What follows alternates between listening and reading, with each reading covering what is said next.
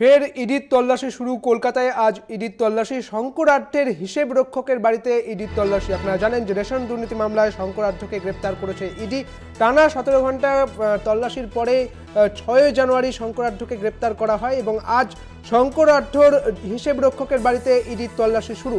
কলকাতায় ফের ইডির তল্লাশি। এই বিষয়ে বিস্তারিত জানবো। আমাদের সঙ্গে রয়েছেন আমাদের প্রতিনিধি সুমন শিকদার রয়েছেন আমাদের সঙ্গে। সুমন, কি জানা যাচ্ছে? একদম সকালবেলা দেখো ইডির তল্লাশি এই সল্টলেক সেক্টর 5-এ মূলত রেশন বন্টন দুর্নীতি মামলায় ইডির হাতে কিন্তু গ্রেপ্তার বনগাঁর প্রাক্তন পুরপ্রধান শঙ্করাঢ্য। তাকেই জিজ্ঞাসাবাদ করে মূলত একটি কোম্পানির হদিস পায়, ফরেক্স কোম্পানি।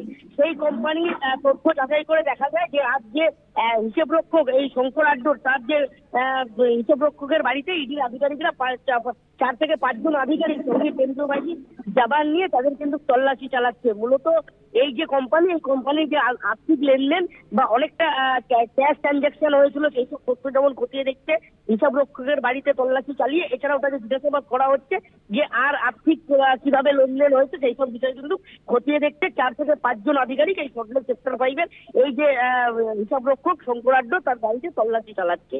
বেশ, ধন্যবাদ সুমন্ত ভাই। আমাদের সঙ্গে ছিলেন আমাদের প্রতিনিধি সুমন শিকদার। শঙ্করাঢ্যের হিসেব রক্ষকের বাড়িতে ইডির তল্লাশি। আপনারা জানেন যে 5ই জানুয়ারি যে মেগা তল্লাশি চলেছিল ইডির, সেখানে বনগাঁ থেকে শঙ্করাঢ্যকে গ্রেপ্তার করেছিল। রাত 12টা 30 মিনিটে গ্রেপ্তার করা হয়েছিল তাকে। টানা 17 ঘন্টা সেই তল্লাশি চলে তার বাড়িতে এবং পরবর্তী ক্ষেত্রে শঙ্করাঢ্যের স্ত্রী বলেছিলেন যে তাকে ফাঁসানো হয়েছে। আর এবার শঙ্করাঢ্যের হিসেব রক্ষকের বাড়িতে ইডির তল্লাশি।